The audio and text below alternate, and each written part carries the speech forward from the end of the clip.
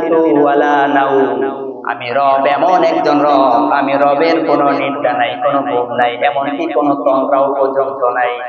আল্লাহর কোনো ঘুম নাই, কোনো তন্দ্রা নাই, মানে জীবনেও নাই। পয়গম্বর মুসা ডাক দিয়ে বলে, আল্লাহ আপনার কি রেস্টের প্রয়োজন নাই? আপনার কেন ঘুম হয় না? এবার আল্লাহ পাক রব্বুল আলামিন ডাক দিয়ে বলে, ও পয়গম্বর, আগামীকাল তোমার প্রশ্নের জবাব আমি দেব, কিন্তু শর্ত হলো আগামীকাল একটি গ্লাস ভর্তি করে পানি তুমি নিয়ে আসবা এই পাহাড়ের উপরে।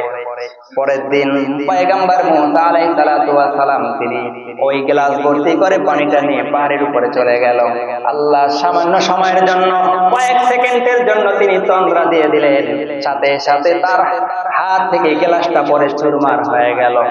আল্লাহ ডাক দিয়ে বলে, আরে পয়গম্বর, তোমার হাতের গ্লাস কই? বলে, আমার হাতে কই? তাকায় দেখাতে গ্লাস নাই। আল্লাহ, গ্লাসটা তো পড়ে গিয়েছে। বলে, সামান্য সময়ে তন্দ্রা দেওয়ার কারণে গ্লাসটা ধরে রাখতে পারলাম না মুসা। বলে, গুণ দিছুকা,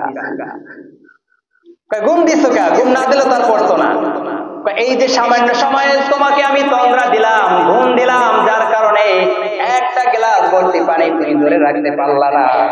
ও মুসা, শুনে নাও, আমি আল্লাহ যদি সামান্য সময়ের জন্য যদি ঘুমিয়ে যাই, তাহলে এই সারা পৃথিবী তুমি যেমন সামান্য একটা গ্লাসকে ধরে রাখতে পারলা না, চুরমার হয়ে গিয়েছে, আমি সামান্য সময় ঘুমানোর কারণে সারা পৃথিবী এভাবে ধ্বংস হয়ে যাবে।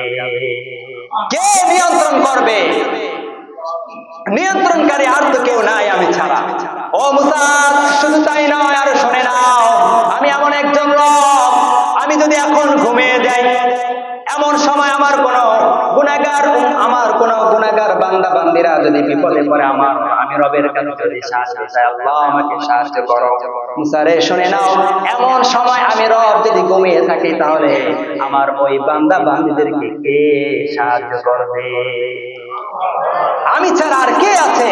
সেই কথাটা আল্লাহ বলে,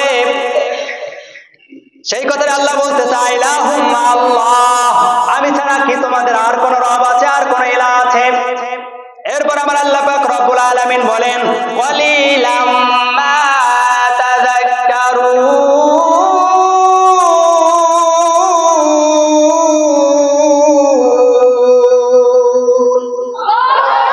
আল্লাহ পাক রব্বুল আলামিন বলেন, ক্বালিলাম, এরা সামান্য, ন্যূনতম তারা গ্রহণ করে থাকে। কি গ্রহণ করে থাকে? ক্বালিলাম মা তাযাক্কারুন, তারা সামান্য, একেবারে কিঞ্চিত পরিমাণ তারা উপদেশ গ্রহণ করে থাকে। এমনিতেই তো অনেকে উপদেশ গ্রহণ করে না, যারা গ্রহণ করে তারা সামান্য, ন্যূনতম তারা উপদেশ গ্রহণ করে।